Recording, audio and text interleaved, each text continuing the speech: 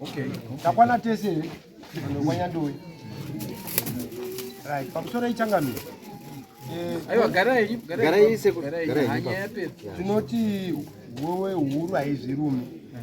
Ya baba vari kubatwa nemhosva. Baba Shadrack Ndou. Baba vakatanga kuita dambudziko kubva zvawanga uchagara kunyakomba nababa namai. Wakawa munhu anga asingawirirani nababa wavo, asingawirirani namai. Zvekuti wakazosvika pakusimudza badza rekutema baba. Nebadza baba wakazotozofa wanga rebadza watemwa nani nemukomana. Sekuru wavo baba wavo wakawapisira mumba kubotapidza imba dzayacho. Baba munhu ari mukati sekuru gobuda hawo kwakazokufa nekufira kwa but imhosva dzese dzaitwa nani nasekuru. Saka kare yaiwe mhosva kuti ukapisa imba imhosva kwamambo chituku waitobhadharizwa. Zvese izvozvo baba wakaunganidzwa kugadzwa matare kuti endaona uripa mhaka dzako dzese. Sekuru wakachizotora mbudzi ndofunga mai badzi ndo wakagona kumudaira kuti sori yako ndatambira mbudzi kuti baba wakaramba zvikafa zvakangodaro. Saka kare zvaiitika zvakasiyana ukaita mhaka mukakakirana zvaibatwa zvakawanda. Nekurarama zvakatanga kunetsa murume. Murume uyu akasvika pakuenda kun'anga inonzi Chekwa kuMozambique kwa Bhiri ikoko kwa Chekwa. Vanopiwa mushonga waakapiwa ndo waakashandisa. Mwana ananiko? Endai masaiti. Ari pakati pevanasikana vari papa. Live.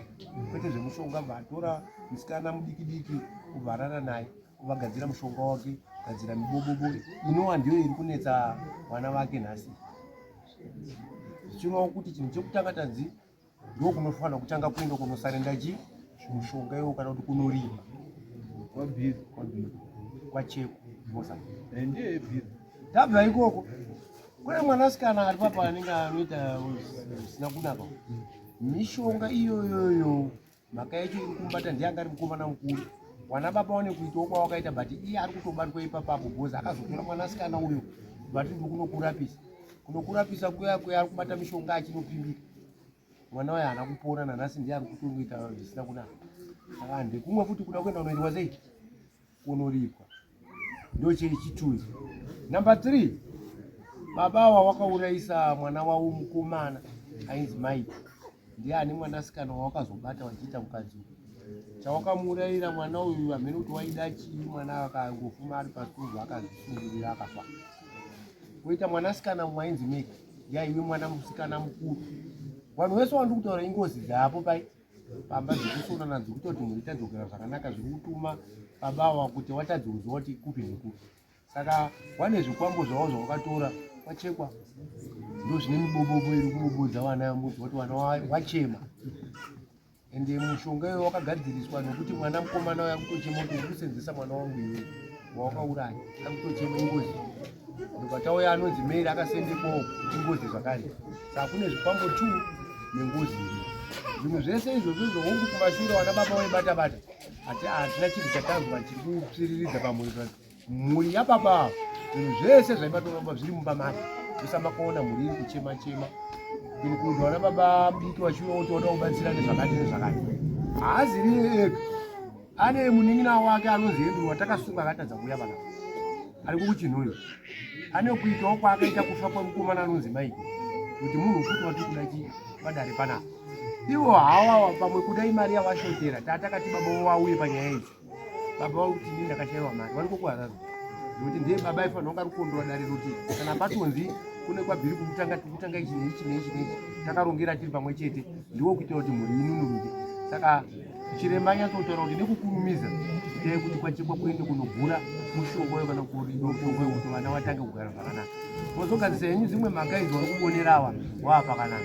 Ndo mabudira aita Shona. But baba pachezvawo wanomboti wakati bvumei wombonyura womboda kubuda. Tina mai varipo mudzimai wavo. Mai vanonyatsojekesa chaizvo zviri. Ndo zvazoti kuti pahwaro kuti ashuwa wewe huyu inogona kutadza kunyatsoguma but mai vari kutaura nemo taitodaidzwa tichidai nekuenda kwakadai akaenda nemwanasikana ega zvakati zvakaitika mwanasikana wemwana akafoshu akamubata baba akaita mukadzi. Saka chiremba bvatoti neyo ndoti mambo waitonga. Kuti baba vanotora wazukuru tuwana tudikidiki vachiita vakati. Ndoshona yatine bana. Saka imimi vanhu vekwa Nyandowe wasikana mainzwa nyaya yembobobo. Ndambotaura kunga ndiri kuprofita ya handiti manzwa ndiri kutaura pano. Ndichiti unogona kunga wakatora mushonga yako wachinja manje. Wambobobo. Ndifunga ndambochitaura musati mapinda umu. Handiti zvabva zvandobuda zvakadini. Saka imimi muri kubobodzwa imimika. Motomira. Handiti motomira kana mine mari motoita madonations kusanganidzana nababa kuti muri yenyu idini isunungurwe. Handiti oenda kuti hozi nyaya yanyanya kunetsa panapa nababa. Zvimwe zvese zvataurwa izvi zvingataurwa. But nyaya yanyanya kunetswa ndeyemuboboboi iri kutaura wana kuti warume wakuti tiza. Toda kuti tiwake dzimba dzevana wadzoke kudzimba dzavo. Noti hazvibatsiri kuti kuuya kwese kwawaitawo kudzoka umusha. Munoita baba akaita sei? Munoita baba akaita sei? Saka muchibva pano kana muchikwanisa kuti muenda kuba kwa baba mukuru uyo, mondogara pasi maudzwa zviri kudiwa kuti muende kwani kwachekwa. Handitika motoronga kuti ngatiitei panopera mwedzi watiri kubata tofanira kunga tatopedza kubva kwani kwachekwa. Takuona kuti izvi tabhadhara izvi wana wakudzoka kwarume wavo. Zvimwe zvese izvi zvinozoteera izvi. Asi chanyanya kuti svitsa panapa ndiyo nyaya yemuboboboi. Handitika igadziriswa. Nekuti hawana kuenda kundotora mushonga wachitoda muboboboka but wazochinja. Handiti muri kuona mushonga inopidi guka. Inenge isingachabhadhari. Kukanganisa kana mhiko. Zvine mhiko. Ukaona chinhu chinopiwa uchipiwa mhiko chinicho chachira kunaka. Ndosaka moyo chiti sometimes mvura dzemapostori dzakanaka ngokuti ndonogeza 3 days. Nyango ukasageza, nyango ukageza 10 days, zvakangonaka, hapana chinomudini. But mushonga manje munogona usazorova mukadzi nekugumbuka. Handiti muri kuona. Watokanganisa mhiko munhu wautopenga. Handiti munhu ndopakashatira mushonga ine mhiko. Mvura yemapostori yakanaka. Yakanaka haina kana mhiko iyi. Kana yapera simba unongonamatirwa imwe futi ogeza futi zviri kutoendeka. Izvi zvamunopiwa mhiko izvi ndo zvinonetsa. Saka baba hamene mune chekutaura here pano zvabuda mukati.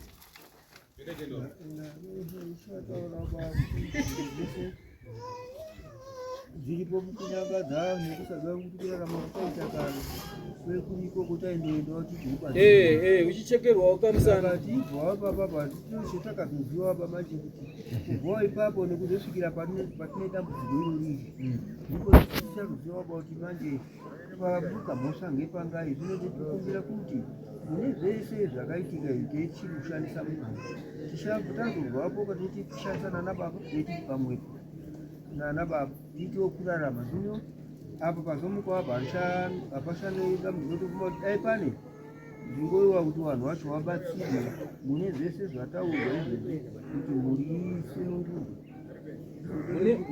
Mune danga here baba? Mune danga here? Mune danga here mombe? Hana zveshe munadzoka. Saka endai mundogara pasi nevana. Toda kusunungura vana vadzoke kuvarume wavo. Ndo patirinya uchema napo ipapo. Tikatadza kusunungura vana position yeubaba taitadza. Ngatisunungure vana vadzoke kudzimba dzavo. Zvimwe zvese zvataurwa izvi zvichagadziriswa, asi ngatitange chikuru chadzosa vana pamba. Handiti muri kuona. Saka kana muine danga endai mundobatana nevaningi nenyu vamugere navo. Endai mundobatana nevakunda vamuinawo. Wakunda wafana kuti zvakaitwa namudhara. Mudhara handizvo zvaakatora mushonga achida kuita but wachinja. Handiti muri kuona.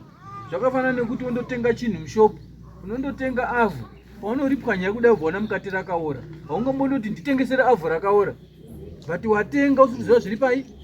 Imi makatora mushonga musiruziva kuti mushonga uchazochinja uchisvika apa. Handiti muri kuona. Saka wakunda unofanira kunzwisisai kuti baba edu haana kundotora zvinhu zvachizvida but zvinhu zvadini. Asi ngatigadzirise. Nekuti nhasi mukarara musipo siri zvinoda kudini? Zvinoda kungogadziriswa. Saka endai mundobatana.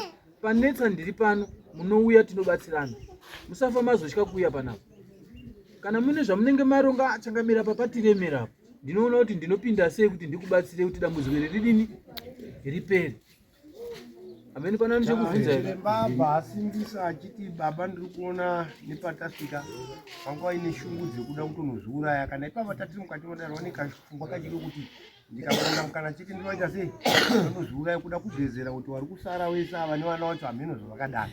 So chiremba kuti kana mapedza kuita feedback haisi nyaya yekuraraba, inyaya yedu kuti kawara bhozi kapfungwa kachikako kari kuramba kari kuvabata ndofunga wajekiserwa woisa wangori kana makuseni tatombovabata ipapa angatotitiza. Aiwa, chinoitika munoziva kuti chii?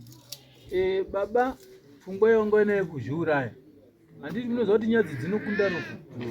Ndiko panga paina baba wanga wachifunza kuti manje ndikaenda kwamambo ndosvika ndofumurwa pamberi pewana, pamberi pewazukuru ndozotarisa kupi mai zvatofumuka pasina chekunyara. Aiwa, ndoda kuedza kubatsira papfungwa yanga ina yekuda kuzviuraya.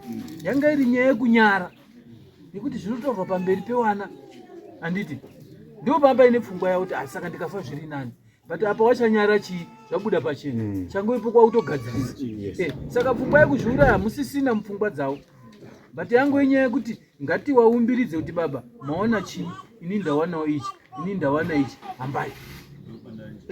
Zvekuzviuraya pasisina. Kana mukana wari kuenda kusango wasiye wanodzoka. Zvekuzviuraya pasisina because zvabuda kapachena uchahwanda chi. Rimwe chete weni raduda kudzimika kuna baba. Ndovuka mukaona matangire tasoita paya. Mibva maona nezvaurikwa nezviri kufashurwa. Zvanaka kuti baba zvimwe zvacho wabva waziva kana mhuri. Yabva sauza kuti papa kadai handiti maero zvaitwa, asi pandiri kukumbira kunasa musha kuti pwene zvanzi mutange kuita pakugadzirisa. Mukuziva kuti chinhu chese chikangodairwa chete chikasawa nekugadziriswa hapana bazvikuramba zvirotonhora. Saka ndati kuti baba pakudaira mapera kuzviita nemhuri yenyu pane zvanzi mutange onai tseketudzai chanzi chacho chinofanira kutanga kudini kuitwa. Izvozvo munoziva chingatanga kuitwa zvinopomhodza dambudziko rotanzwa rari kumhuri iri kuwana ashoma apo ndati murege kugamba mundokara mutonono emazvita yapera. Pana nezvekutaura here kumhuri kwanyandoi kana kusimba mdarangu nosinda bhozi akarushana aruzva saka akangomira abazindo akagadosika ndara. Pana nezvekutaura here kumhuri kwanyandoi abasisina handiti chekwa kunoendwa rini ngatiregei kuwarairwa. Chinhu mukachitokonya chinenge chane hasha. Mukatokonya chinhu chinenge chane chi. Saka tinofanira kukurumidza kuti tizviite. Pare mapirizi sunungukai huyai pano munditaurire tinobatsirana. Murudzwa here baba? Chanetsa munouya pano apa ndaremerwa apa ndingaita sei, topana pfungwa tofamba. Tadine mubvunzo mambo wangu kuti kwa tinozotungamirwa nemubatsiridzi wedu here kana kuti tinombotanga kuenda nababa wa takangodaro semhuri kana kuti tinozouya kokumbira mubatsiridzi. Zvazvinoita manje ndezvekuti tikada kuwanza munamato sadza rinopora. Handitika imi matoudzwa kuti zvinhu zvakatorwa kwachekwa. Handitika imimi kana maudzwa kuti zvinhu zvakatorwa kwachekwa hazvisina basa kuti muende kumbondobvunza kuti chokwadi here baba vakatora. Imi munofanira kutoenda muine chamakabata. Handitika munofanira kutoenda because kana muri kuenda kundodzisa mushonga regai ndibva ndakutaurirai zviri kumberi. Mukange matochadya mombe shoma kunodiwa mombe 3 kuti watambire mushonga wake bheki. Umwe anogona kuti 4, umwe anogona kuti 5. Handitika saka zviri nane kuti mukaenda nemombe 3 makabata ingava iri mari mosvika gogo goista uya baba vakasotora mushonga panapa zvinhu zvaakunetsa wanovhura bhuku rawo. Handitika ubva wataura kuti Shadrack sure akatora mushonga musi wakati panapa asi maakuda kudzosa toda mombe dzangu dzakati kuti nditambire mushonga wangu bheki. Handiri mukona. Saka zvakanaka kuti mukaenda mine mombe 3 kana masvika mazodzi 2 aimwe munongodzoka nayo. Handitika bozi toda kuti tifambe wanawa mazuva ari kushata warume ari kutsvaga umwe wakadzi muchazogadzirisa wasvika wanzi haina ndikwanisi kugara nawakadzi wairi bagara wako wadini waenda. Handingona makanganisa dzimba dzewana tiri kumhanya nedzimba dzewana kuti dzirege kuputsika. Saka imi migarai matsvaga mari yenyu yemombe 3 moisa muhomwe. Definitely mukasvika kwachekwa anongosvika vachinzi Shadrack yakauya pano kana mauda kudzisa mushonga wangu ndikuda zvakati ndidini nditambire mushonga wangu. Saka pana nidhe kuti mumboende mozodzoka futi. Pamuchatama movement ndio mchanza kuti umwe mukashane umwe mukadzi. Mwana akurara panze. Anditi muri kuona. Saka kana ma ready kuenda amuendi mega mupurisa wangu asipo. Ndio inozoita mboo kudare kuti taenda wabhadhara shuwa wabvisa zvakati. Nekuti nyaya yenyumu inyaya inenge iri papending. Tinofanira kuzonyora kuti nyaya takaitonga wakandoripa zvakati. Mabva kupi? Saka kana maakuenda munotaura ndokupa mupurisa 1 anoziva nepachekwa pacho kuti ambobvunziba. Tagara tine ma clients akawanda anouya pana padara anoenda kwachekwa iko kwachinobhadhara.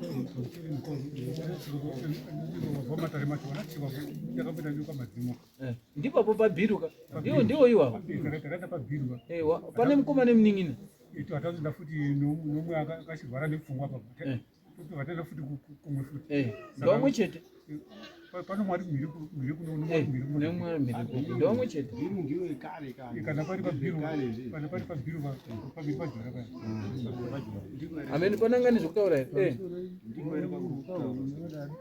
Inini pane patsanangurwa pakabuda vanhu vairi vatsanangurwa kuti pane imwe n'anga yataurwa iri uko kutingogara uko. Hanzi yakaita sei n'anga iyo? N'anga yanzi iwewe wakaenda pan'anga iyi. N'anga iyi yekunge iuya pana baba ishina ana baba ndipo yauya kumba kwana baba. Saka taingodaidzwa kuti ngoenda asi kuti tizoziva kuti zvairongwa nekubatwa nana baba Baba munoziva zvinoitika. Munoziva baba zvinoitika. Inini pandiri panapa ndikaenda kun'anga ndinogona kuti ndotora uyu ndoti first born yangu. Ndikaenda nayo kun'anga. N'anga inosvika yotaura kuti imimi baba mune mwana mukomana here ndonyoresa uyu. Anditika inini ndikarara ndisipo mhaka dzangu dzinouya kuno uyu. Bozi ndiyasara ari baba. Saka imimi dziri kubatai nekuti pamaienda baba wachiita zvinhu zvavo. Manga muri mwana hamuna chamakabata asi baba inongedzera kuti uyu mwana wangu mukuru. Saka zvikapotsa kuna baba kuti baba afa zvinouya kumukomana ndiwo baba ke. Andi ndiwo gara pachigaro chababa. Andi ndiwo kapewa chimbo dzababa dzinotedza ropa. Nasi isusu takatomira tichiti mukoma waripo tina baba. Saka isusu tutori vana nevamwe wedu wavo. Uyu ndiwo baba. Ndiwo baba. Saka mwepo inoenda panani? Baba waripo.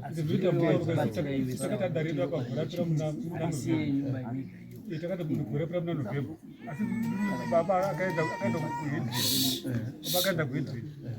kuhedrenzi kokoko zvohamba runozera asi akaenda ari ega akanyoresa mwana pamberi pangu inini muna 63 kuti ndiye achazobhadhara. muna 63 mukoma akanyoresa wacho muna 63 akari kuma 5 years asi ndiye akanyoreswa. Ndakanyoreswa asi takasvika kutoona zita rake ririmo ndokuzobhadhara. Saka tiri kutaura zvatiri kuziva. Hatina kutanga kusangana nazvo nhasi. Imwe nyaya yekuti mukanzwa sekuru wangu wakudai hawakuda kutaura ikoko kwachona wakapiwa chinhu ndokune nyaya mukaona kuti ndodai pamwe akuda kutotaura kuti wakati ndakabata ndakatoka ndakabata chakati ikoko kwawaienda kwachona nababa wake awakapiwa chinhu chi hakuna kwati kuenda ikoko munotaura ikoko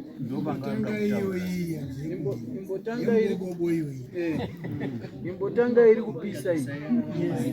Ngatimbotanga kwe. Saka ukaona mukasanga ine mabhunzi ari kupisa mumaoko iyi hamufunga kuti zvinenge zvakanaka.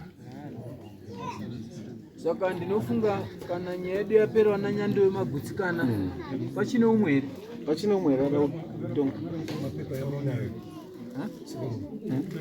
Pane mapepa.